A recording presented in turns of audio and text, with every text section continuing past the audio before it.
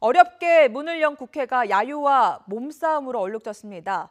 더 이상 대한민국 대통령이 김정은 수석 대변인이라는 말을 듣지 않게 해달라는 나경원 자유한국당 원내대표의 연설이 문제가 됐습니다.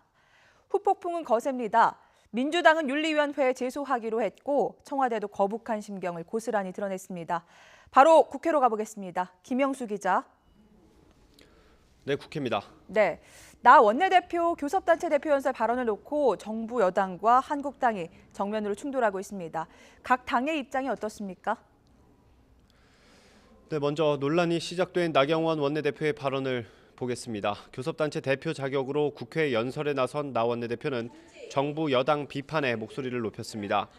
연설 중반쯤에 문재인 정부의 외교 안보 정책을 지적하면서 더는 대한민국 대통령이 북한 김정은 국무위원장의 수석 대변인이라는 낯뜨거운 이야기를 듣지 않도록 해달라고 발언을 한 겁니다. 지난해 미국 언론 보도를 인용한 건데 여기서 민주당 의원들이 폭발했습니다. 당시 상황 다시 보겠습니다. 더 이상 대한민국 대통령이 김정은 수석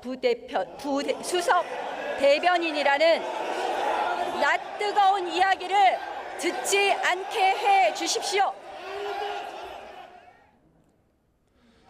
고성의 의원들 간 몸싸움으로까지 번진 항의는 한참 이어졌습니다.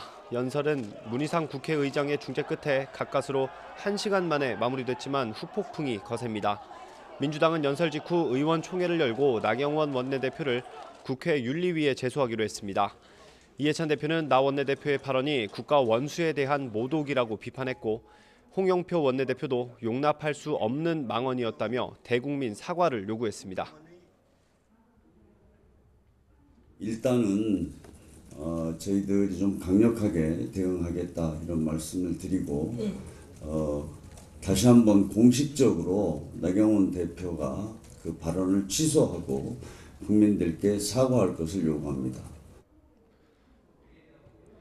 청와대도 즉각 반발했습니다. 한정우 청와대 부대변인은 서면 브리핑을 통해 나 원내대표의 발언이 한반도 평화를 염원하는 국민과 국가 원수에 대한 모독이라고 비판했습니다. 또 평화를 두려워하거나 냉전의 그늘을 생존의 근거로 삼던 때로 돌아가겠다는 뜻이 아니길 바란다고 꼬집었습니다.